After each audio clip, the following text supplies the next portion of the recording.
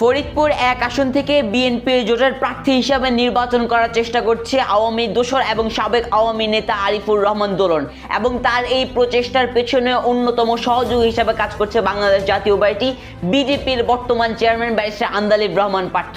ফরিদপুরে সে আলোচিত সমালোচিত 2000 কোটি টাকা মানি লন্ডারিং মামলার চার্জশিট ভুক্ত আসামি এবং আওয়ামী লীগের সাবেক মন্ত্রী এবং কৃষক লীগের সাবেক সহসভাপতি এবং শেখ হাসিনার বেআই খন্দকার মোশাররফের দুর্নীতির অন্যতম বড় সহযোগী হিসেবে কাজ করেছে এই আরিফুর রহমান দুলো। এই আরিফুর রহমান দুলন শেখ হাসিনা নামে একটা বইও লেখছে, আপনারা সবাই এই বইটাকে চিনেন, অদম্য শেখ হাসিনা নামক এই বইটার সম্পাদনা করেছে এই আরিফুর রহমান দুলো। সেই শেখ মুজিবের নামে একটা বইয়ের সম্পাদনায় তার একটা নাম রয়েছে আমরা দেখলাম, এবং আওয়ামী লীগের সঙ্গে তার বেশ ঘনিষ্ঠতা রয়েছে। এই আরিফুর রহমান দোলনের সঙ্গে আওয়ামী লীগের শীর্ষস্থানীয় নেতাকর্মীদের সঙ্গে বেশ সংশ্লিষ্টতার খবর রয়েছে। আপনারা এই মুহূর্তে স্ক্রিনে দেখতে পাচ্ছেন আরিফুর রহমান দোলনের সঙ্গে ওবায়দুল কাদেরের ছবি, ওবায়দুল কাদেরের সঙ্গে তার একটা মিটিং, সেই মিটিং এর ছবি আপনারা দেখতে পাচ্ছেন।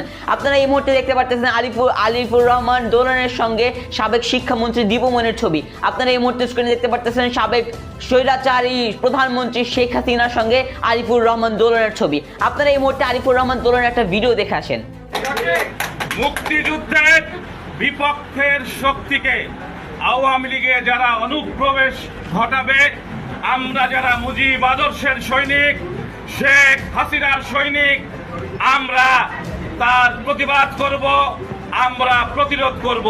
আশা করি আপনারা এই মুহূর্তে ভিডিওটা দেখে বুঝতে পারতেছেন এই আরিফুর রহমান দোলনরা কিভাবে আওয়ামী লীগের দালালি করছে, এবং সে ওই ভিডিওর মধ্যে সরাসরিভাবে উল্লেখ করতেছে শেখ মুজিব এবং বঙ্গবন্ধুর সৈনিক হিসেবে নিজেকে।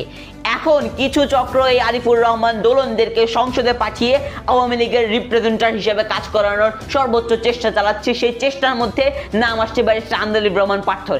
এখন যারা এই আরিফুর রহমান দোলনদের মতো মানুষদেরকে সংসদে পাঠানোর চেষ্টা করতেছে তাদেরকে আমাদেরকে রুখে দিতে হবে। মনে রাখতে হবে এই আরিফুর রহমান দোলনরা দিনের পর দিন, মাসের পর মাস, বছরের পর বছর আওয়ামী লীগের ছায়াতলে থেকে আওয়ামী লীগের সর্বোচ্চ সুযোগ সুবিধা নিয়ে দেশের মানুষের হাজার হাজার লক্ষ লক্ষ কোটি টাকা আত্মসাৎ করেছে। আজকে তাদেরকে কিছু কুচক্র প্যানেল তারা চাচ্ছে সংসদে পাঠিয়ে আওয়ামী লীগের রিপ্রেজেন্টেটিভ হিসেবে কাজ করতে। মনে রাখবেন, ফরিদপুরের সর্বস্তরের জনগণ গত 17 বছর অত্যাচার নিপীড়ন এই দোলনদের মতো নেতাদের জন্য করে নাই।